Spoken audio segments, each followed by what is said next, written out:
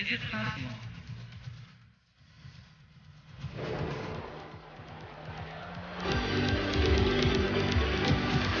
We apparently are a part of an infinite your life. The human race is not alone. We've never been alone.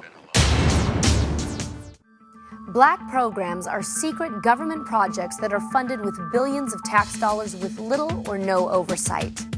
Michael Schratt is a military aerospace historian, and he investigates black programs to track how tax dollars are used and accounted for. It's important to break this down into three different categories. We're talking about black programs. That's any program that has less than 5% congressional oversight. The second tier is what's termed a deep black program. And the third and final tier is what's called a USAP, or Unacknowledged Special Access Program. And the President asks you for specific details regarding that program. Your mandatory reply is to be, Mr. President, no such project exists. We're spending multiple $1 billion per year on these black programs. No congressional oversight. It goes way beyond the education, the agricultural funding. It's something that's exo-constitutional. There's no congressional oversight. With so much money being spent on secret projects, something had to give. Schratt dug deep and turned up the records of top secret aircraft at Norton Air Force Base in San Bernardino, California. What they look like and how they fly is, in one word, astounding. So tell me a little bit about the craft itself and what it can do. Well, the next aircraft at the exhibit was the ARV, also known as the Alien Reproduction Vehicle. This particular aircraft represents America's ace in the hole. And if we spend just a minute breaking down some of the components, the upper crew compartment had a crew of 4.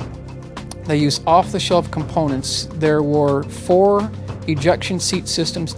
The crew compartment on the top section here had 6 CCD cameras and 1 on top for a total of 7. There was also a possible nuclear containment device at this lower section here. There was an articulated arm in this location right here. 3 of these aircraft were part of the exhibit at Norton Air Force Base, November 12, 1988. The smallest one was 24 feet in diameter. The next one was 60 feet in diameter. The largest was 130 feet in diameter. All craft had the capability of tapping into the ambient zero-point energy field, and they also had the capability of being to Mars and back by lunchtime. Now listen carefully as Schratt describes another secret aircraft called the Pulsar. Imagine what this would look like doing a flyby over your house. The other aircraft at this exhibit was an aircraft that we've termed the Pulsar. It measured approximately 100 feet in length. It was 65 feet wide. It looked like a flattened football diamond configuration, completely encased of external heat abrasive thermal-resistant tiles taken directly off the space shuttle. It can target, track, and place a 1/10 megaton warhead anywhere in the world in less than 2 hours. 12,000 miles an hour is the top speed of the aircraft, and it really is the most fantastic aircraft in the inventory of the U.S. Air Force. Although the Pulsar has never been officially acknowledged by government facilities, the contrail for the Pulsar has been seen all around the world. When you pump in $400 billion per year on classified black programs, you're going to get something for it. You're going to get something for it, and they do. They do. In all your research at the end of the day, do you think that most of what people report is actually military Absolutely, craft? 100%, 100%. Do you believe in something that we don't know? Do you believe that there might be other ultimately, craft? there is a core of reality to all this, but it's my belief that 95% of what the public reports as UFOs is, in point of fact, military classified aircraft. Billions of dollars spent each year without oversight or public knowledge.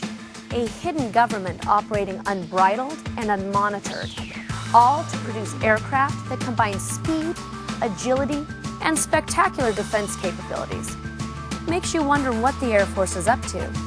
So next time you look to the sky and see a glowing red object, it may just be your tax dollars flying by at the speed of light.